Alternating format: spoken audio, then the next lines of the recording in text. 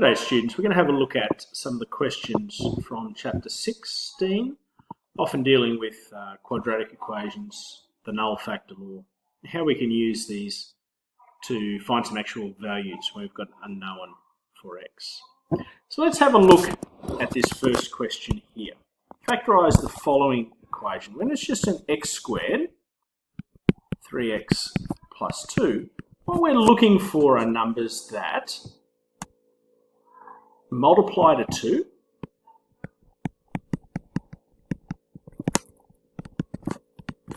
so multiply to that last number and add to 3. So the way I start with the multiplying and start to think about what we can do there. Well, 2 times 1 is one way that multiplies to 2, and 2 times 1 adds to 3. So they seem to be our two factors. So if we then put them in as our two factors, we've got that it is x plus 1, x plus 2. The question asks us to factorise, and we found two factors there. If we want to double check our work, we can look and we can multiply it out using our for rule. The first, x times x is x squared, so that's right. The last, 2 times 1 is 2, so that seems to be right. And you're going to have x times 2 and x times 1. Adding it together, that'll give you 3x. So that looks to be the right answer there. So that's the first one there. Let's have a look at this next one. X squared plus 3x, x squared minus x minus 6. This is going to be a little bit harder. They're going to have to multiply to -6 and add to -1. So let's have a think about the numbers that multiply to -6. We can have 6 times -1, or vice versa, but they're not going to add to 1. 3 times -2. 3 times -2 does equals -6. It's not going to work that way because plus 3 minus 2 is going to give you 1. But if we change the negative, we make it -3 times 2. That's going to multiply to -6 and add to -1. So our factors are going to be x minus 3, x plus 1. X plus 2, sorry, x minus 3, x plus 2. I'll just write that again to make sure we can see x minus 3, x plus 2 are our two factors. Okay. Now we come to these where we've got a term in front of the x squared. That makes it a little bit more challenging. So let me write this out up here. 2x squared plus 10x plus 12. Okay.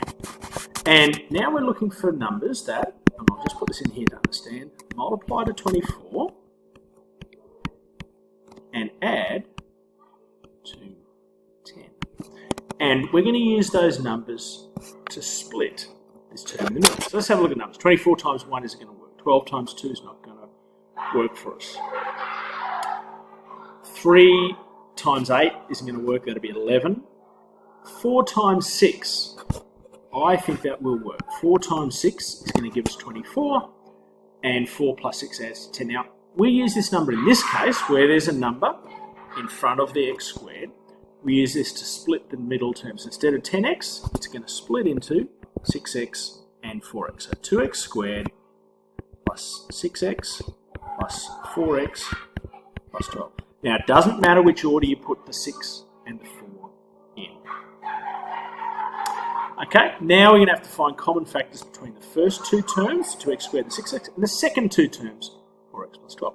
So 2x squared is 2 times x, and 6x is 2 times 3 times x. Well, there's a common factor in both of 2 and x. So we'll take that outside. We take 2x out of x squared. So 2x squared is 2 times x times x. That's going to leave us with x. And when we take 2x out of 6x, 6x is 2 times 3 times x. That's just going to leave us with 3. And then we go over this other side and say, okay, what's the common factor between 4x and 12? Well, I think it's going to be 2. So if I take 2, a 4x is 2 times 2 times x. I take the 2 out, that's going to leave me with 2x. In fact, I've made a mistake there. I can actually take a common factor of 4 out. So when I take 4x out 4 out of 4x, that just leaves me with x. And I take a common factor of 4 out of 12, that's going to leave me with 3. So it's 4 outside the brackets, x plus 3. The next step is to take this common factor of x plus 3 out and see what's left. So we've got x plus 3 on both sides, and what's left is 2x here plus 4, 2x plus 4. And they're our two factors there. Let's have a look at this next question here, which looks a little more challenging. So 5 times negative 60, that's going to multiply to negative 300, and it's got to add up to 20. So let's think about things that can multiply to 300. 300 by 1 is not going to be right. 150 by 2 is not going to be right. 3 by 100 is still not going to be right. 4 by 75 is not going to be right. 5 by 60 is not going to be right. 6 by 50 isn't still going to get us to 20. 7 won't go in there. 8 won't go. 9 won't go, but 10. If we have 20 multiplied by, if we have 10 multiplied by 30, that's going to give us 300. If we have minus 10 times 30, that's going to add up to positive 20. So they're going to be our two numbers that we're going to use to split that middle term. So we can have 5x squared plus 30x minus 10x minus 60. So let's see if we can take out some common factors here. 5x squared and 30x, the common factors are going to be 5x. So that's going to leave us with x plus 6. And we've got two negatives. So if we look at 10x and 60, I think the common factor here is going to be negative 10. It's going to be in both of those. If I take negative 10 out of negative 10x, that's going to leave with x. Negative 10 out of negative 60, that's going to leave me with 6. So putting our common factors together, and we've got x plus 6 and 5x minus 10. Now let's have a look at these next ones. This brings in the idea of the null factor law. And the important thing about the null factor law is that if things multiply to 0, then one or both sides have to equal 0. So either in this case x plus 2 equals 0, or x minus 3 equals 0. So we've got our balanced beam approach to solving these problems. If I want to find out what x is, I'm going to take 2 from both sides of the equation, x equals minus 2, or in this case, to get rid of the minus 3, I'm going to add 3 to both sides, x equals 3. So using the null factor law, meaning one side has to equal 0, we can say x equals minus 2 or x equals 3. This is another one, next one. Either x or x plus 4 has to equal 0 for the whole sum to equal 0. So either x equals 0 or x plus 4 equals 0. If x plus 4 equals 0, subtract 4 from both sides, we've got that x equals negative 4.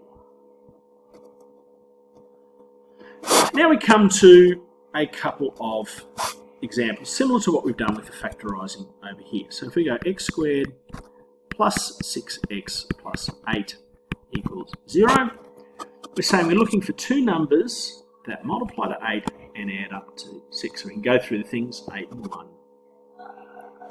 4 and 2. 4 and 2 look like they will work very well. So we've got x plus 4 or x plus 2 equals 0. So in this case we can say either x plus 4 equals 0 or x plus 2 equals 0. Because the null factor law, so x equals negative 4 or x equals negative 2. The next one, we follow a similar path to what we've done. We've got a 2x squared, makes it a little bit harder, plus x minus 1. So we want numbers that are going to multiply to 2, minus 2, and add to 1. So that's going to be 2 and minus 1. So we're going to split that this way, 2x squared minus 2x, sorry, plus 2x minus x minus 1 equals 0.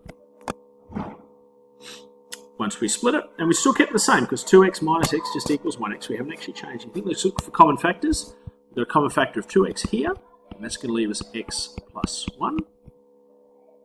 And a common factor here of minus 1, so minus 1 times x plus 1 equals 0.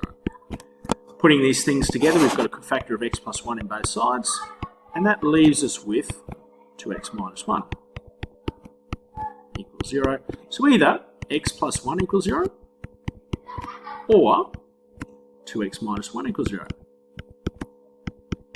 In this case, x would equal negative 1 by the time we take 1 from both sides. In this case, we're going to add 1 to both sides, so 2x equals 1, and divide by 2, so x is going to equal 1/2. Last question for these. The cricket ball stuck in the air. After t seconds, its height, h is given by the formula. Height, h equals 15t minus 5t squared. What's the ball's height after 2 seconds? Well, we're just going to substitute in. It's going to be 15 times 2. Wherever we see t, it's going to be 2 minus 5 times 2 squared. And if I work that out, 15 by 2 is going to be 30, minus 2 squared is 4, 5 4s are 20, so it's going to be 10. And just be careful that we're putting the units, it's going to be 10 metres. Okay. When will the ball strike the ground? So this is a little trickier. We're going to see the ball strikes the ground at time equals 0. So 0 equals 15t, that's the height when it hits the ground, so c minus 5t squared. So we're saying, can we work out what t equals? Let's take the common factors of t out here, or common factors that we've got. We can take a common factor of 5t from both sides. So you're left with 5t times 15t divided by 5t is going to leave 3. And 5t squared minus divided by 5t is going to leave us with just minus t. So here are our two factors. Using the null factor law, we know that either 5t equals 0 or 3 minus t equals 0. Because if they multiply together, one of them has to equal 0. So in this case, 0 divided by 5 is still going to get us that t equals 0. And the other one we're going to say here is, okay, I want to find out what t is. Let's just add t to both sides. We've got that 3 equals t. Now, the one thing we need to think about here is the answer time equals 0 or time equals 3. Because it asks it when will it strike the ground. Well, time equals 0 is when it starts, when it leaves the ground. So our actual answer is going to be over here. That time, it's 3 seconds. So the ball strikes the ground.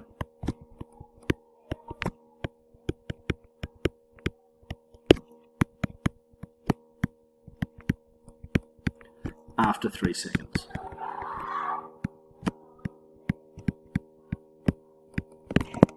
And they're the questions we've got from that section.